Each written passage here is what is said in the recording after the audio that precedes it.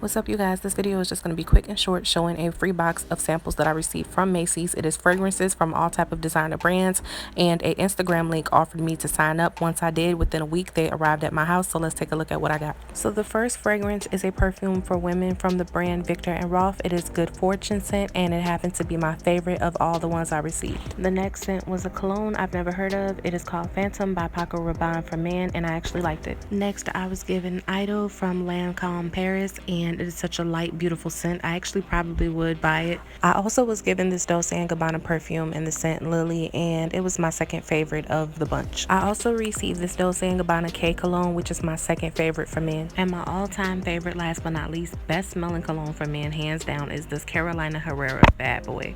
It smells amazing, and the smell lasts extremely long. It has a good staying power. So that's it, you guys. Thank you so much for watching this quick video. Please like and subscribe while you're here. Bye.